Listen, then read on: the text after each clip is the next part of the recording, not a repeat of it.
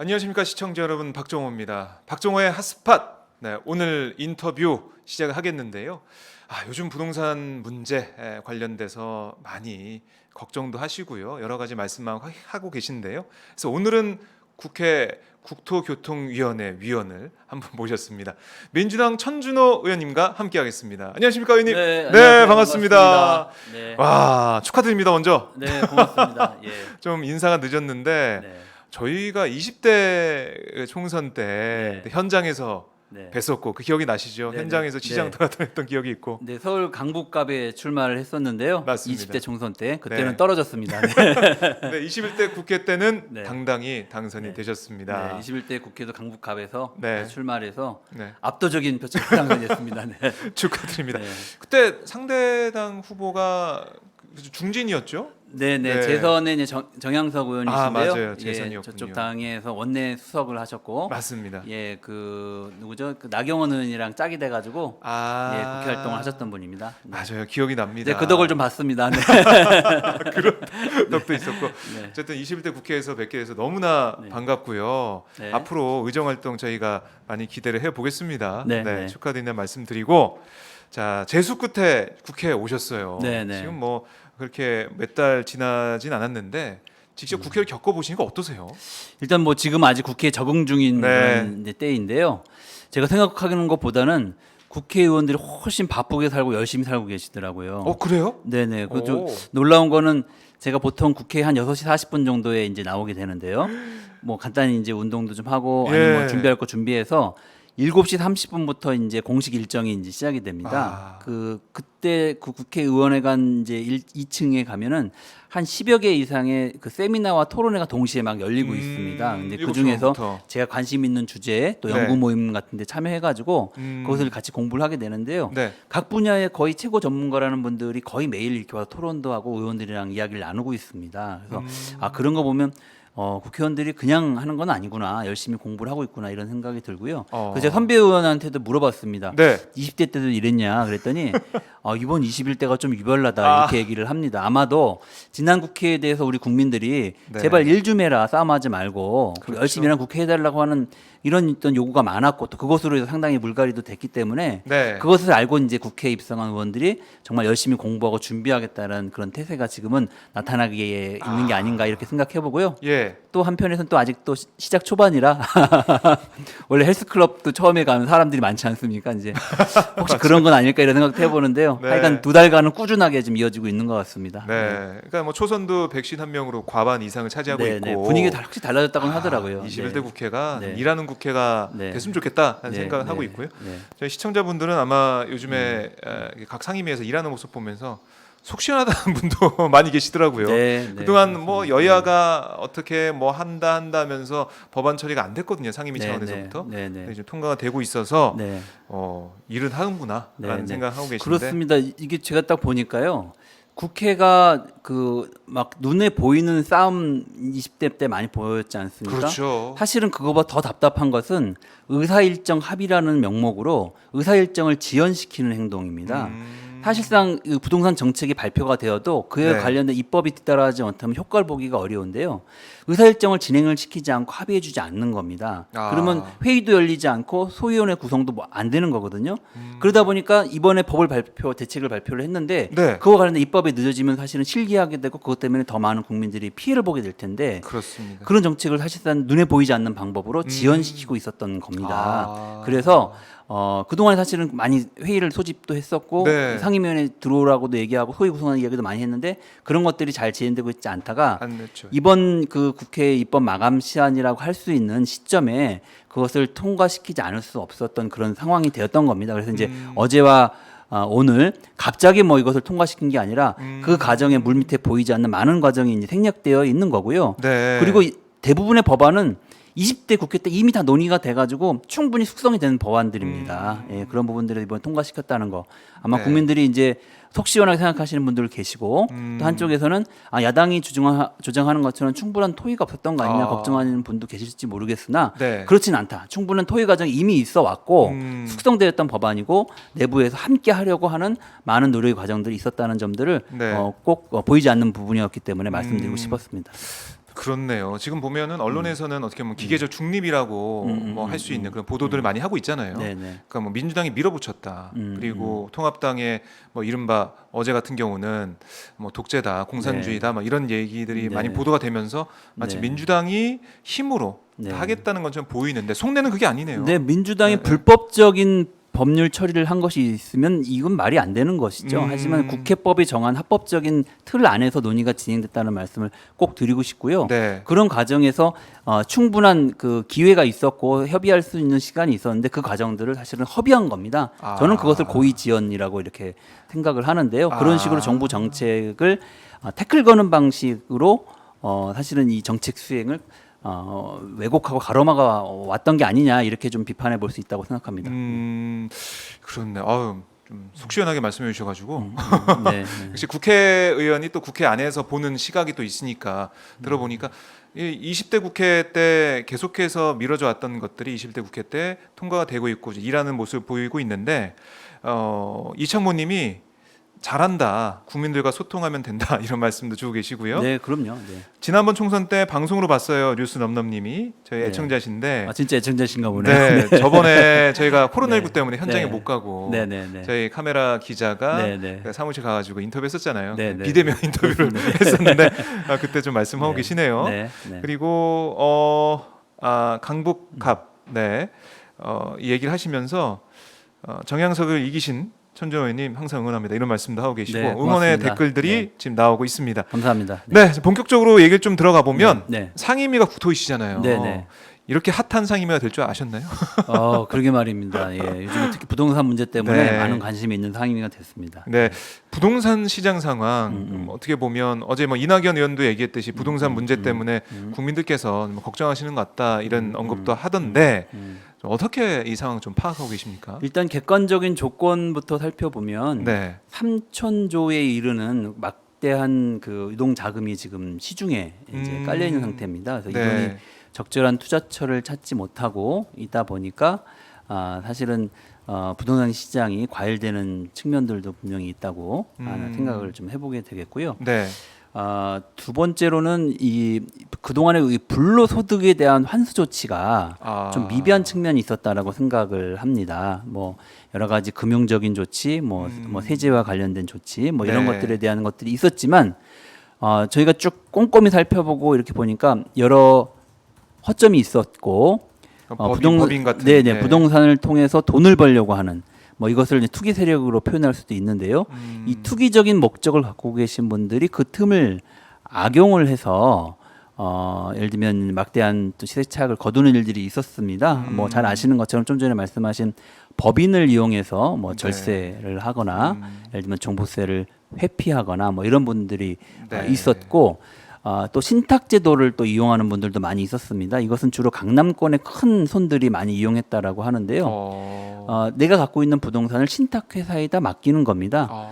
그러면 그 법의 그 종부세를 그 맡긴 사람이 내는 것이 아니라 신탁회사에서 이제 세금을 내게끔 되어 있었던 겁니다. 그러다 보니까 종부세 합산을 좀 회피하거나 조세를 회피하는 그런 수단으로 절세하는 수단으로 그 이용이 됐었고 강남권에서 특히 큰 손들 안에서는 상당히 이제 효과적인 방법으로 이제 알려져 있었습니다. 이번엔 710 대책에서 네. 그 신탁회사에 맡긴 부동산에 대해서도 그것을 맡긴 사람, 위탁한 사람한테 원 주인한테 땅의 주인한테 세금을 부과하는 것으로 법을 새로 개정을 이제 하게 된 것입니다. 네. 그래서 이제 신탁을 이용한 세금 회피 그리고 또 법인을 위한 세금 회피는 앞으로 끝났다라고 이제 이렇게 볼 수 있는 상황이 되었다고 생각을 합니다. 네. 그리고 최근에 뭐 아마 언론 보도를 통해서도 많이 알려졌지만 펀드를 이용해 가지고 또 부동산 투자를 하는 이런 경우가 있었습니다. 그래서 예. 그 이지스 자산운용이라는 곳에서 아파트 건물 한 동 전체를 매입을 맞아요. 네, 보도가 나왔었죠. 예, 했었죠. 네. 네, 네. 그래서 그게 이례적인 일이다라고 이렇게 됐는데 문제는 또 그것이 진행되다 보니까 LTV 한 60% 70%에 달하는 돈을 새마을금고로부터 이제 대출받은 일까지 좀 있었습니다. 네. 그 어떻게 가능한가 알아보니까 집값을 기준으로 해서 대출을 받을 수는 없는데 그 리모델링 자금이라고 하는 명목으로 대출을 받아서 약간 또 이것도 편법 대출이라고 하는 그 네. 논란이 좀 있는데요. 네. 이제 그런 방식으로 이제 거래도 이루어지고 대출도 받게 되는 뭐 이런 것들도 밝혀지게 된 겁니다. 그래서 문제가 되니까 이분들이 다시 그것을 내놓겠다라고 이야기를 했는데요. 네. 어쨌든 다양한 방식을 동원해서 부동산 절세를 하는 그런 노력들이 좀 있는 것으로 좀 보여집니다. 네. 그러니까 유동자금도 있었고 그다음에 네. 그동안 법이 네, 막지 네, 못했던 네, 허점 뭐 이런 것 때문에 사실은 그 동안에 이제 여러 투기적 목적이 달성될 수 있는 이제 틈이 있었다라고 생각이 되는데 이번에 710 대책을 통해서는 그런 것들 완전히 차단하는 그런 조치들을 취했다고 볼 수 있을 것 같고요. 네. 세 번째로는 심리적인 요인이 있는 것 같습니다. 아, 그 동안에 부동산은 한 번도 떨어진 적이 없다. 부동산 불패 뭐 이런 것도 있었고 예. 그리고 부동산 가격이 워낙 상승을 하다 보니까 이대로 가다가는 나의 수입으로는 앞으로 도저히 집을 장만할 수 없겠다라고 하는 어떤 불안감에서 어떤 추격 매수를 하는 그런 이제 안타까운 모습들도 함께 있었다라고 지금 보는데요. 하여간 그런 부분들을 잘 고려한 대책들이 앞으로 필요하다고 생각을 합니다. 네. 네, 쭉 얘기해 주셨는데 맞습니다. 이런 이유, 특히 뭐 심리적이면 말씀하시는데 뭐 제 나이 또래나 제 후배들 같은 경우는 네, 네. 이게 지금 안 사면 대출도 이제 안 된다고 하니까 네. 지금 안 사면 안 된다는 생각이 굉장히 강했던 것 같아요. 그래서 뭐 어쨌든 사고 보자라는 그런 인식들이 퍼지다 보니까 매물도 없어지고 매물도 안 내놓고 뭐 이런 상황이 됐는데 문제는 앞으로 이제 어떻게 풀 거냐는 거죠. 710 네. 대책도 말씀하셨는데 이 수요적인 측면, 공정적인 측면도 임대인과 임차인의 입장 여러 가지 따져야 될 게 부동산은 많습니다. 네, 네, 그래서 어렵다라는 얘기를 할 수밖에 없는데 의원님이 생각하는 이 부동산 문제 해법 대책 어떻게 좀 고민하고 계세요? 뭐 일단은 큰 원칙과 방향이 분명해야 된다고 보는데요. 이제 집은 재산 증식의 수단이라고 하는 인식이 바뀔 수 있도록 해야 될 텐데 그러려면 주택은 주택 정책은 1가구 1주택 실수요자를 중심으로 한 정책으로 맞춰져야 된다 이렇게 네. 생각을 합니다. 그래서 실거주자, 실거주자. 실거주자를 중심으로 한 정책으로 가야 한다 이렇게 말씀을 좀 드리고 싶고요. 그렇게 되기 위해서는 뭐 다주택자라든지 네. 아니면 부동산 투기 세력에 대한 적절한 제동 장치가 꼭 마련되어야 한다 이렇게 생각을 하고요. 네. 이제 예를 들면 다시는 이제 이것을 뭐 재산 증식 수단으로 이용할 수 없도록 또 그리고 지나치게 그것을 악용하는 사람들에게는 징벌적 조치도 취하는 이런 게 좀 같이 좀 따라가줘야 될 거라고 생각을 하고요. 무엇보다도 정부도 그동안의 부동산 정책이 냉온탕을 왔다 갔다 했던 이유는 경기 조절용 수단으로 부동산 정책을 이용했던 측면도 있습니다. 예. 사실은 이제 그러다 보니까 서민들이 그 피해를 다 떠안게 되는 상황인데요. 네. 경기의 어떻든 흐름과 상관없이 부동산 정책은 저는 일관성을 갖고 가야 한다. 그래서 1가구 1주택 실거주자 중심의 정책을 유지해야 한다는 말씀을 꼭 드리고 싶고요. 네. 다른 한편에서는 혁신적인 공급 정책이 동반돼야 된다고 이제 생각을 하는데요. 이건 이제 수요를 억제하는 거고 공급 정책도 이제 필요합니다. 음. 대표적으로 3기 신도시를 이렇게 얼마 전에 발표를 했습니다. 네. 조금 다른 얘기인데 그동안의 공공택지의 공급 사례를 놓고 보면 예를 들면 김대중 정부, 노무현 정부 때 공급주택, 공공택지에 네. 대한 공급량에 비해서 박근혜 정부 때 공급량이 현저하게 떨어집니다. 그리고 지금 문재인 정부 때 공공택지 공급량이 훨씬 이제 올라가고 있는 거죠. 증가하고 예. 있는데요. 이 부동산 정치가 한 4에서 5년 정도의 이 시간을 경과한 이후에 공급된 토지로부터 주택이 나오는 거 아니겠습니까? 그렇죠. 네. 신축도 하고 계획도 세워야 되고 이렇게 하니까. 그러니까 지금 사실은 그 박근혜 정부 때의 이 낮았던 공급 그 택지 네. 공공택지 미흡했던 공급이. 공공택지 공급의 후과가 지금 영향을 주고 있는 상황입니다. 그래서 문재인 정부 때 상당히 좀 어려운 상황인데요. 그럼에도 불구하고 적극적인 공급 정책을 취해 나가고 있다는 점 꼭 말씀을 좀 드리고 싶고요. 예. 그래서 부동산 정책의 상황을 꼭 현재 시점으로만 볼 것이 아니라 이것이 언제 출발했고 언제부터 왔는지를 함께 봐주셔야 될 필요가 있다. 네. 이 말씀 이제 꼭 드리고 싶은데요. 3기 신도시에서 약 17만 호 정도의 아주 양질의 주택이 공급이 됩니다. 네. 3기 신도시가 지금 잘 알려져 있지 않은데요. 실제 1기나 2기보다 훨씬 좋은 입지를 갖고 있습니다. 서울에서 그렇죠. 훨씬 가깝고 가깝죠. 30분 이내에 도심까지 접근할 수 있는 교통 대책이 함께 마련되어 있는 곳입니다. 그리고 아이 키우기 좋은 환경을 만들겠다라고 네. 준비를 하고 있고 전체 공급 면적의 3분의 1이 녹지와 공원으로 구성이 돼가지고 아주 쾌적하고 친환경적인 스마트 도시가 될 것으로 이제 예상이 되어집니다. 네. 그래서 사실은 지금 30대가 그 불안한 마음을 조금 가라앉히시고 이 3기 신도시를 잘 보실 필요가 있다. 그때 청약을 하시고 3기 예. 신도시로 이제 진입을 목표로 준비를 하신다면 훨씬 제가 보기에는 좋은 기회를 이제 가질 수 있다 이런 말씀을 꼭 드리고 싶고요. 그래서 네. 지금 좀 불안한 마음에 좀 대출을 받아서 이제 추격 매수에 나서시기보다는 3기 신도시를 주목해 주시라 이 말씀을 이제 꼭 드리고 싶습니다. 그리고 3기 신도시의 또 특징 중에 하나가 될 것으로 제가 예상하는 것은 네. 혁신적인 공급 방안이 아마 도입될 것으로 보여지는데요. 하나가 이익 공유형 분양 제도입니다. 그건 예. 뭐죠? 이익, 공유요? 그리고 또 하나가 이제 지분 매입형 이제 적립형 공유인데요. 예. 아니면 공공택지에 공공이 아파트를 분양하게 되면 저렴한 가격으로 이제 분양을 하게 됩니다. 그러면은 시세와 상당한 격차가 이제 벌어지게 되는데요. 그렇죠. 그걸 가지고 로또 분양이다라고 하는 이야기가 있습니다. 네. 그래서 일면은 합리적인 타당한 측면도 있기 때문에 주거를 저희가 사는 곳으로 생각하고 안정적이고 쾌적한 공간을 확보하는 게 우선이지 로또로서 차익을 이제 보존하기 위한 공간으로 되면 거기에 또 과수요가 이제 그렇죠. 몰릴 수 있다라고 보는 네. 겁니다. 그래서 나온 게 이제 이익 공유형이라는 것인데요. 분양을 적정한 그 공급 가격에 분양을 하고 나서 그 다음에 아파트에 거주를 하시는데 네. 예를 들면 20년을 이제 거주를 목표를 둔다고 하면 중간에 10년 정도에 살다가 만약에 거기를 다른 데로 이사가 나오겠다고 하면 네. 그때까지의 물가 인상률을 아. 더하는 수준을 해야 되는지 아니냐는 의견도 있는데 그때까지 발생한 시세 차익, 시세 차익의 절반을 LH공사나 SH공사랑 같이 나누는 겁니다. 시차의 절반을. 그래서 그리고 그 주택은 다시 공공에게 대파는 거죠. 민간에게 파는 게 아니라. 그래서 그 물량은 공공에서 유지를 하고 그 이익을 일정하게 LH공사나 그 공공과 함께 개인이 공유하게 한다라고 하는 제도고요. 그리고 또 이제 지분 적립형 제도는 이건 또 서울시에서 제안한 그런 내용인데요. 아파트에 그 공공주택에 입주할 때 그 가격의 40%만 납부를 하고 입주를 하는 겁니다.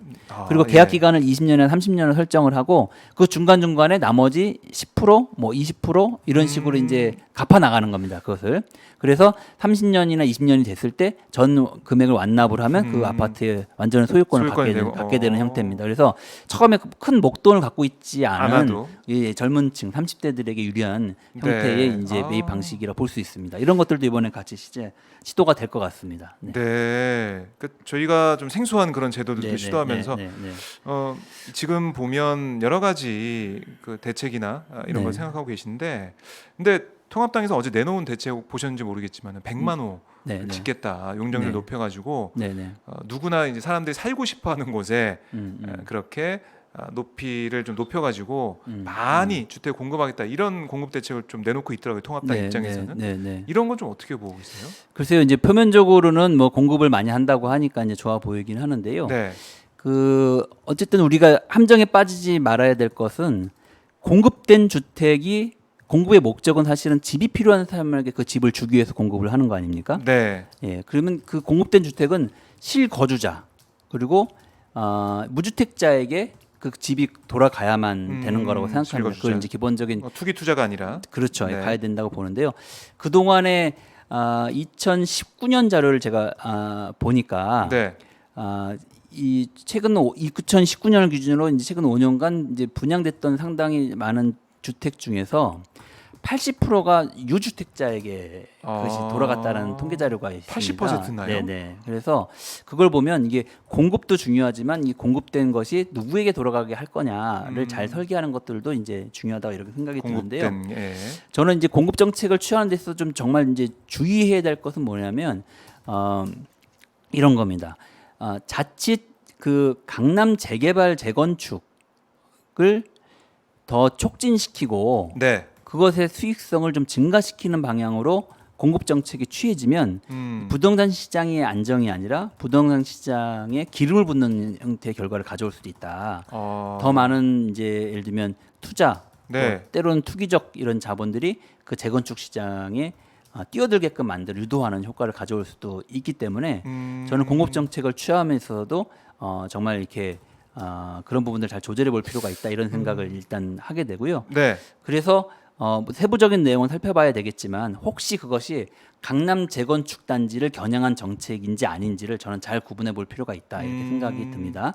강남 재건축 단지는 이미 이제 상당히 성숙되어 있는데요. 네. 지금은 오히려 서울 지역의 강북권에 보면 훨씬 많은 이제 저층 주거지가 있습니다. 그렇죠. 그리고 상대적으로. 준공업지도 있고 네. 이런 데들을 잘 활용해서 이런 데에 고밀도 개발을 유도하고 거기에 SOC를 같이 이제 투입해 준다면 네. 이게 오히려 쾌적한 주거 환경을 좀 확대하고 그리고 주거 여건을 개선하는 효과 그리고 균형 발전을 가져오는 효과도 함께 있다고 봅니다. 그래서 이제 그런 어떤 방향에서의 도심지 개발, 고밀도 개발을 추진하는 부분에 대해서는 네. 공감을 하고 적극적으로 그것이 진행될 수 있도록 공공이 참여하고 또 이제 지원하는 역할을 해야 한다라고 생각을 합니다. 그래서 이제 그런 정책들은 현 정부도 좀 고민하고 계신 것 같고요. 네. 그런 계획들이 이미 7.10 대책에도 상당히 포함되어 있었고 포함돼 있고. 다음 주에 발표할 정책에도 들어갈 것으로 생각을 합니다. 네. 그 예를 들지만 하지만 그것이 강남 재건축에 뭐 기름을 끼얹는 또 거기에 수익성을 높여주는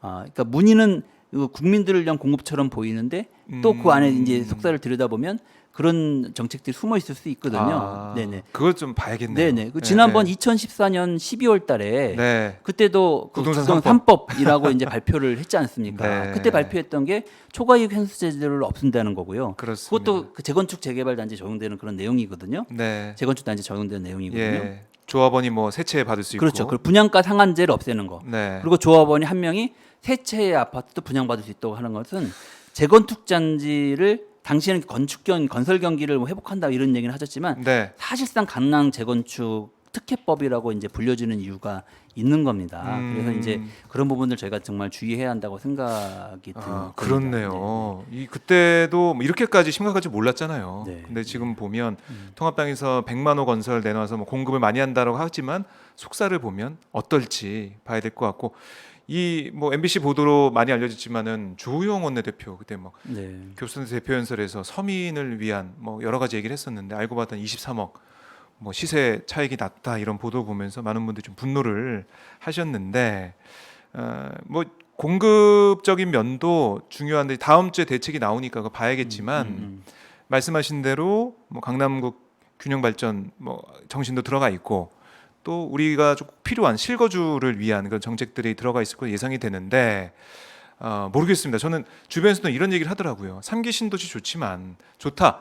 근데 나는 서울에 살고 싶은데 서울은 계속 공급이 안 되는데 공급하려면 재건축 풀어야 되는 거 아니냐. 결국에는 그걸 언제까지 미룰 거냐 이런 얘기도 하시더라고요. 뭐 그런 지적에 대한 뭐 정부나 여당에서의 반응, 대책 이것도 좀 필요해 보이는데 어떻게 보세요? 네, 재건축을 가로막고 있는 것은 아닙니다. 이제 재건축은 이제 진행을 할 거고 진행을 할 수 하는데. 있도록 이제 주민들의 의사에 의사. 따라서 네. 촉진을 이제 할 텐데요. 그 동안에 이제 강북권 같은 경우에는 재건축을 추진해도 사업성이 없기 때문에 이것이 되기가 어려운 데들이 많았습니다. 맞아요. 그리고 이제 이 사업을 진행하는 과정에서 뭐 불투명한 부분이라든지 뭐 회계상의 문제라든지 뭐 네. 이런 것 때문에 중간에 사업이 진행되가 중단되는 경우도 네, 있고 네. 했는데요. 이런 데들을 공공이 직접 개입을 해서 공동 시행자로 참여하거나 또 네. 공공 주도의 사업으로 전개해 나간다면 그런 문제들을 해결하면서 재건축 사업을 완성할 수가 있다고 봅니다. 그러면 상대적으로 주거 여건이 열악했던 강북 지역에도 좋은 집이 들어갈 수 있고 주변 환경을 개선될 수 있는 어떤 이제 결과들도 가져올 수 있다고 좀 보여지고요. 네. 강남권은 문제는 뭐냐면 재건축을 통해서 이 발생하는 초과 이익을 어떻게 잘 환수할 거냐의 문제입니다.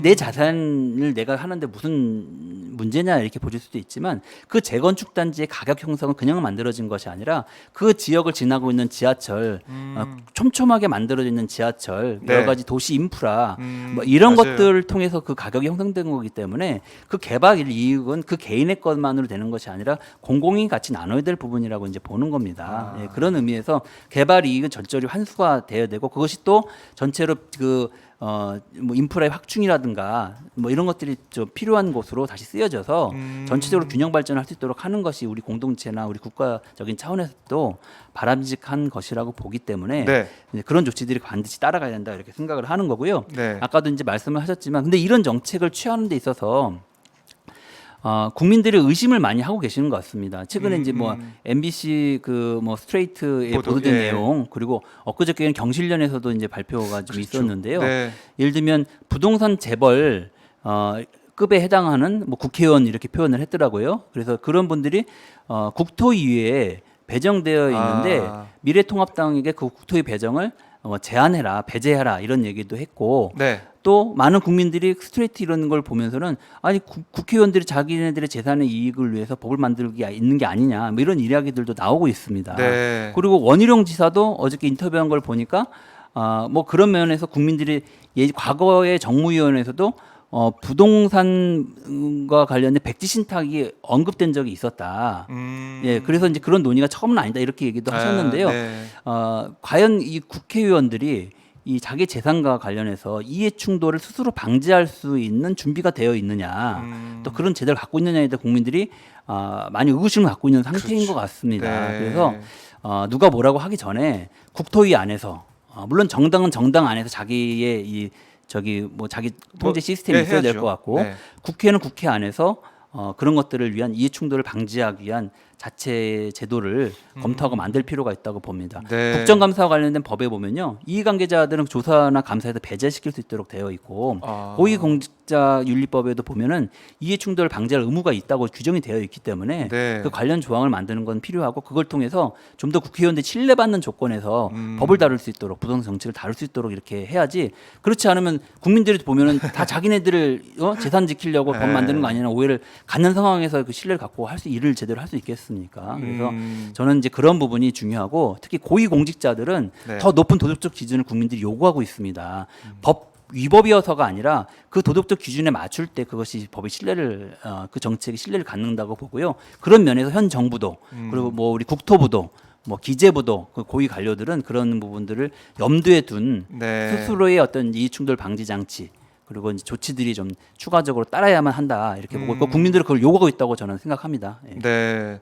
그러니까 국토위에서 보면 딱 앉아서 보면 상대편에 미래통합당 의원들이 앉아 있는데 보일 것 같아요. 제가 만약에 그 자리에 앉아 있다면 이분은 몇백억 자산 가지고 언제부터 국토위를 하셨고 이런 게 좀 보일 것 같아서 의원님도 좀 보이시죠?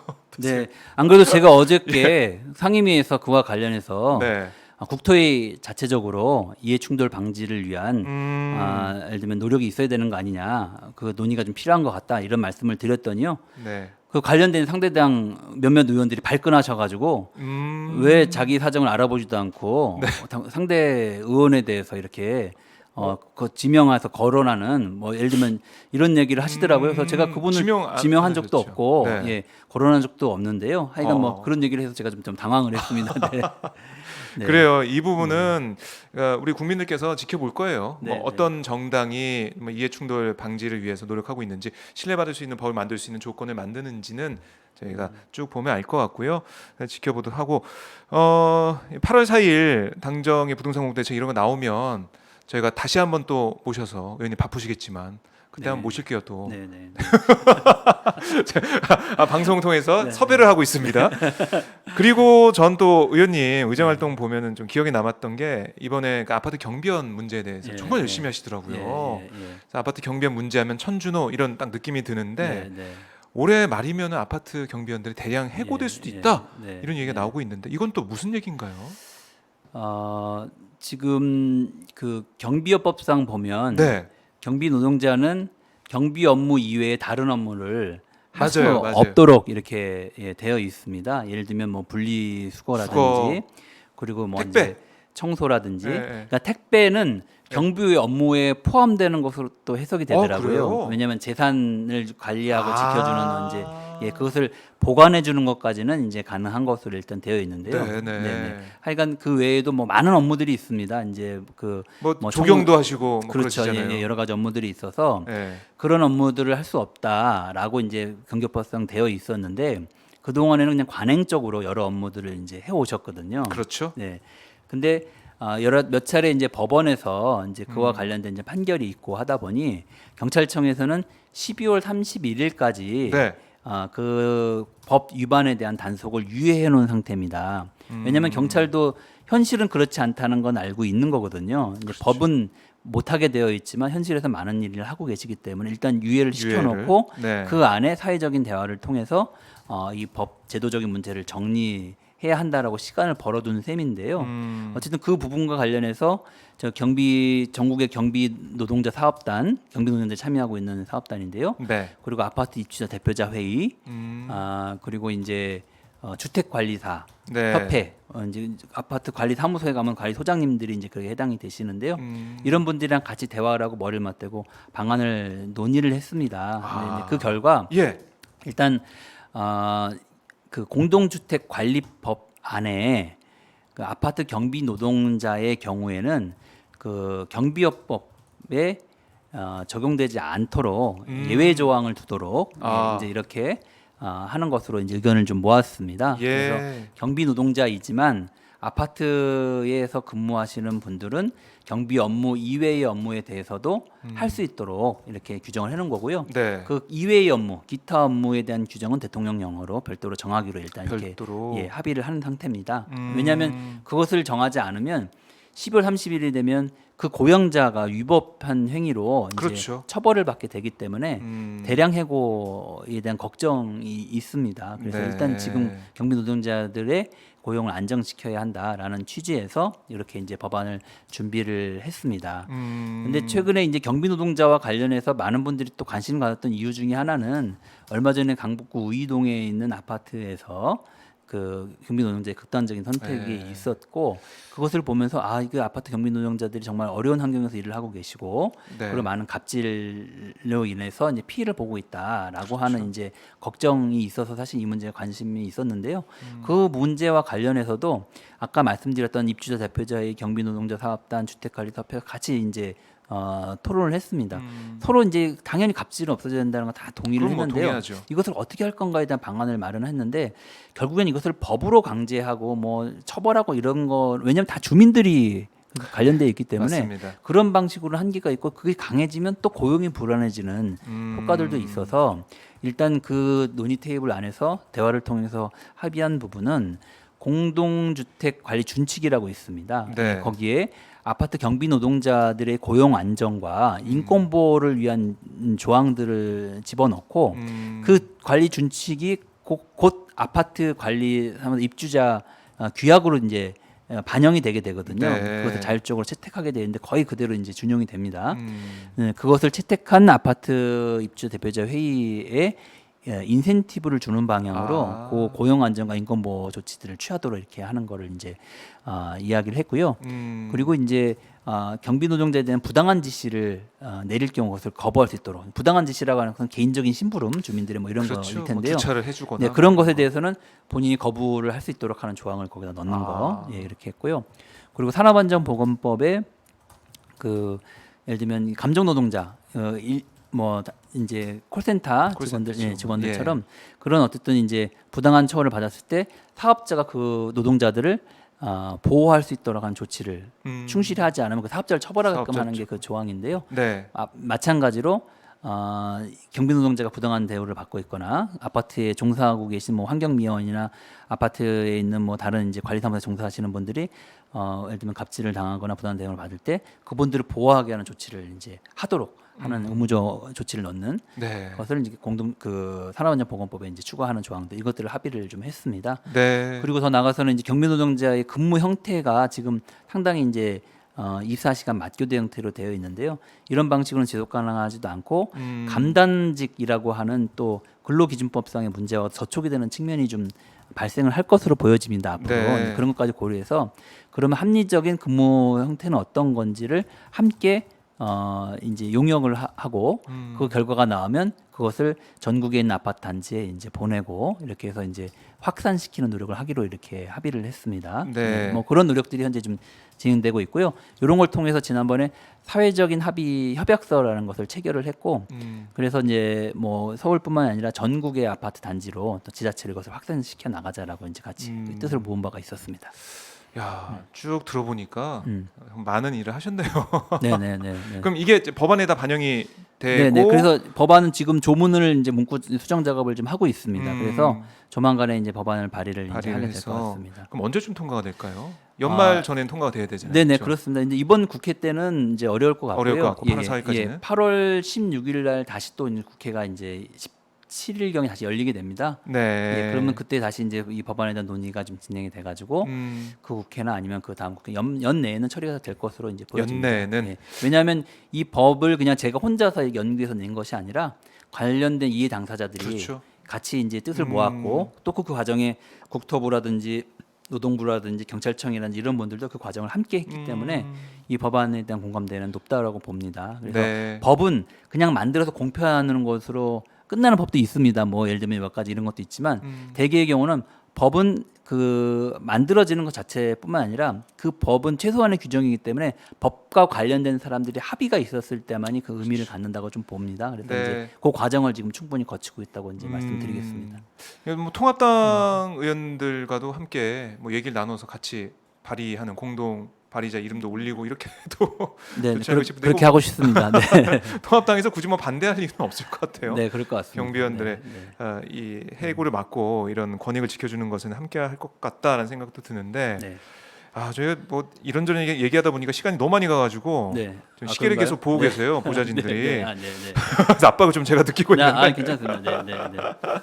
자, 이 사회적 약자를 위해서 좀 발벗고 나서고 있다 이런 느낌이 듭니다. 제가 천준호 네, 의원님을 네, 만나니까 21대 국회 네. 초반부터 열일 하고 있다는 느낌이 드는데 네. 앞으로 고민하고 있는 문제나 뭐 법안 이런 게 좀 있으세요? 네.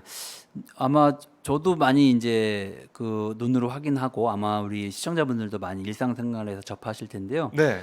그 배달 노동자와 관련된 맞아요. 부분입니다. 지금 급격하게 이제 그 수가 정말 많으세요. 증가하고 있는데요. 네. 제도가 그분들을 따라가고 있지 못하고 있는 그런 형국입니다. 네. 뭐 대표적으로 잘 알려져 있는 이제 뭐 이 플랫폼 기업 직고용하고 있는 배달 노동자들은 그래도 안전한 어떤 이제 예를 들면 보험도 네, 세금도 예. 가입하고 이런 상황인데 대다수의 배달 노동자들은 이게 그 이제 뭐랄까 자영업자 신분 특수고용자의 위치에 있기 때문에 이게 법의 보호를 잘 받지 못하고 사고가 나도 제대로 보험 처리가 되지 못하는 측면이 있습니다. 그래서 그런 부분들을 어떻게 해야 되는지 참 복잡한 문제여가지고요. 그것을 좀 처리하는 문제에 대해서 지금 고민을 하고 있는데 하여간 네. 그런 문제를 하나 풀어야 될 것 같고 그리고 이제 좀 연관된 문제인데 요즘에 그 전동 킥보드를 이용하시는 분들이 굉장히 많습니다. 맞습니다. 또 전동 킥보드를 이용해서 배달을 하시는 분들도 엄청나게 증가하는데요. 네. 이 사고가 엄청 많이 납니다. 근데 이제 이게 이 국토부에서는 아직 이것을 예를 들면 자동차라고 하는 개념으로 이제 인정을 못 하고 있는 것 같습니다. 그래서 이제 물론 자동차는 아닐 수 있는데 네. PM이라고 이렇게 표시를 하더라고요. PM. 예. 퍼스널 뭐 모빌리티 뭐 이런 개념인 것 같은데요. 예. 하여간 그런 새로운 개념을 만들어서 법적 테두리 안에 집어 넣어주는 작업들을 해야 되고요. 또 음. 그렇게 해야만 이것을 이용하다가 사고가 나는 사람들, 네. 예를 들면 본인과 그리고 이 상대가 있을 경우 상대방을 함께 보호할 수 있는 조치가 마련된다고 봅니다. 근데 네. 어렵게 예를 들면 아르바이트하고 생계 보탬이 되려고 그 일을 시작했다가 사고가 발생하면 정말 이게 낭패가 아닐 수 없거든요. 네. 그래서 그분들을 위한 법적인 보호 장치를 빨리 마련될 수 있도록 지금 고민을 하고 있는데요. 예, 그것도 이제 준비를 해서 나중에 좀 소개해드릴 수 있도록 하겠습니다. 예, 기대가 됩니다. 네. 이게 사회적 약자를 위해서 또 지금 보면 말씀하신 대로 배달 노동자나 이런 전동 킥보드 문제는 다들 인식하고 계실 거예요. 이러다가 큰일 날 텐데 법적으로 어떻게 되나 이런 생각하실 텐데 지켜보도록 하고, 그리고 좀 한 달 뒤면 새로운 지도부가 들어섰는데 네. 좀 연락 많이 받으세요? 뭐 좀 네. 지지 호소 연락? 네. 이번에는 좀 어떤 리더십이 필요하다고 보세요? 일단은 뭐 모두가 공감하시는 것은 지금 사실은 코로나19 위기 네. 상황이거든요. 이제 이게 좀 위기가 익숙해진 측면이 있긴 한데 네. 사실은 정말 심각한 위기 상황에 있고 그렇죠. 앞으로 상황이 더 어려워질 것이 예상되기 때문에 음. 물론 우리나라 정부가 전 세계에서 가장 이 위기에 대응을 하고 있고 K방역. 예. 그리고 경제도 사실은 제일 잘 방어를 하고 맞습니다. 있다고 이제 평가되고 있기 때문에 아마 이 위기를 가장 빨리 극복하는 나라는 대한민국이 될 것이라고 생각하지만 그래도 이 위기의 깊이는 상당히 있다. 그리고 그 고통도 있을 것이라고 생각이 네. 되는데요. 그래서 이 위기를 잘 극복해 나갈 수 있는 리더십을 갖는 분들이 필요하다 이런 생각이 첫 번째 생각이고요. 두 번째로는 우리 당의 입장에서 특히 놓고 봤을 때에는 네. 지난 저희가 대선에서 승리하고 난 다음에 우리 당 안에 만들어졌던 것이 정당발전위원회였습니다. 그것은 뭐냐면 당혁신위원회를 그때 만들었는데요. 네. 보통 이 혁신위원회는 당이 선거에서 패배하거나 졌을 때 만드는 그렇죠. 게 혁신위원회인데 네. 그때 정신은 선거에서 이겼을 때 우리가 혁신의 힘을 갖는다. 이기고 난 다음에 혁신이 진짜 혁신이다라는 생각으로 정당발전위원회를 만들었고 그때 뭐 최재성 전 의원이 위원장을 하셨고 저도 그 위원으로 참여를 이때 네. 했었는데요. 그때 뭐 위원으로 같이 참여하셨던 분들이 뭐 이름만 대면 알만한 분들이 많이 뭐 김경수 지사, 뭐 이재명 지사 이런 네. 분들도 참여하셨는데요. 그런 노력을 했다는 게 참 저는 의미 있었다 이렇게 생각이 듭니다. 근데 지금도 보면 당이 사실은 당세가 상당히 크고 네. 국민들로부터 많은 또 대통령의 지지를 여전히 이제 받고 계시고 이 상황이 안 좋아할 수도 있다 생각이 드는데요. 오히려 지금이 우리 당에는 정말로 큰 위기이다라고 보고 지금 우리가 혁신하지 않으면 당이 새로워질 수 없다라고 하는 절박함을 가져야 되는 때가 아닌가 이렇게 생각이 듭니다. 그래서 당이 어떻게 혁신할 것인지 전환 새롭게 변화할 것인지를 제시하는 또 그런 방향으로 당원들에게 또 당 지도부로서 역할을 할 수 있는 리더십이 지금 필요하다고 봅니다. 그래야만 국민들이 원하는 좀 새로운 대한민국을 완성할 수 있는 힘이 네. 우리부터 형성이 된다. 그 혁신 논쟁이 이번 전당대회에서 혁신 논쟁. 예. 이루어졌으면 좋겠다고 좀 봅니다. 알겠습니다. 이 방송을 저희 대표 후보들이 꼭 보시고 이렇게 하겠구나 이거 좀 느꼈으면 좋겠다는 생각 들고요. 자, 저희 뭐 쭉 시간이 어떻게 가는지 모르게 말씀 너무 잘해 주셔가지고 고맙습니다. 일 잘하는 민주당 이런 댓글도 있었고 천준호 잘한다. 역시 젊은 패기가 대단하다. 뭐 이런 얘기도 하셨고 그리고 뭐 아까 뭐 시민단체 활동도 하셨나요? 이런 질문도 들어오고 네. 그리고 부동산 정책 좀 잘 좀 해달라 네. 이런 말씀도 많이 하시네요. 어쨌든 네. 부동산 문제가 제일 핫한 이슈이기 때문에 그렇습니다. 국토에서 하실 일이 많을 것 같고요. 네. 저희가 지켜보겠습니다. 끝으로 오늘 처음 나오셨으니까 시청자분들께 짧게 인사 말씀 좀 해주세요. 카메라 이거 보시면 됩니다. 네. 우리 박정호의 스팟. 핫스팟. 네. 네. 핫스팟 시청자 여러분 반갑습니다. 서울 강북갑 국회의원 천준호인데요. 지난 선거 과정에서도 짧게 인사 올렸던 적이 있었습니다. 많은 국민들께서 정말 국회가 새로워지기를 바라시고 일 잘하는 국회 되기를 기대하십니다. 그 결과로 대한민국이 이 위기를 극복하고 정말 새로운 대한민국으로 거듭나는 것들을 바라고 계신데요. 그런 과정에 열심히 최선을 다할 수 있도록 하겠습니다. 함께 하겠습니다. 고맙습니다. 네, 고맙습니다. 자, 앞으로 뉴스룸너님이 광복구에 이사 가면 뭐가 좋아요? 이런 댓글도 달고 계시고 네. 의원님 건강 잘 책임면서 일해주세요. 화이팅! 네, 라고 고맙습니다. 문영민님께서 네, 또 네. 메시지를 주셨습니다. 네. 앞으로 저희가 지켜보고요. 네. 자주 나오십시오. 네, 감사합니다. 얘기 들으니까 어떤 대책 정책이 있는지 어떤 보호 대책이 있는지 이런 게 쏙쏙 들어오거든요. 네. 또 저희가 의정활동 보시면서 연락을 드리도록 하겠습니다. 네, 오늘 말씀 알겠습니다. 잘 들었습니다. 네, 고맙습니다. 고맙습니다.